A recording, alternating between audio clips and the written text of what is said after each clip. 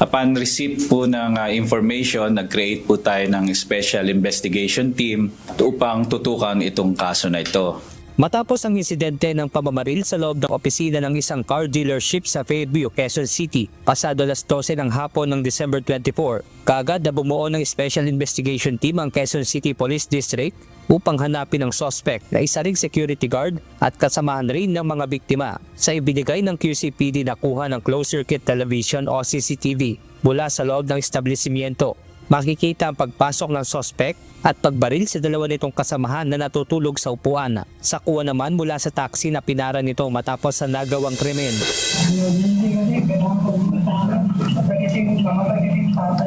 At matapos ang backtracking ng mga pulis, kaninang alas 9:15 ng umaga ay naaresto na ang suspect sa Tondo, Manila. So, nung pagkatapos niya na nakita natin, nireview rin natin doon sa Tutuban, kaya na-trace natin na naglakad siya, sinundan natin yan. Hanggang yung sinabi niya sa pagsakay niya na Bougainvillea Street, doon din talaga siya galing nang nakuha.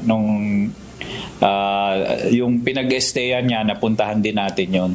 Ayon kay QCPD Acting District Director, Police Colonel Randy Glenn Silvio, base sa inisyal na investigasyon, nakararanas ng bullying ang suspect mula sa dalawang biktima. Parang kinakantsawan, palagi siya doon kasi bago lang naman din siya at medyo senior yung dalawang security guard na naging biktima niya. Opo. At parang pinaghandaan niya nung araw na yon at kung makikita nyo sa mga witnesses natin, nagpasama pa nga siya before niya i-commit yung krimen. Ayon sa QCPD, mabilis naman nila sila makakaresponde kung nai-report lang kaagad sa kanila ang nangyaring insidente.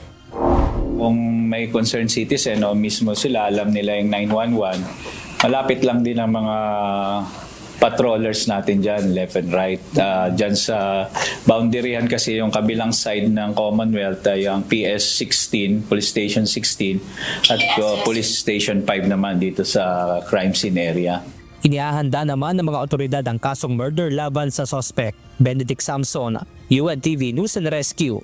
Diyos ang aming sandigan, serbisyo publiko ang aming pinahahalagahan.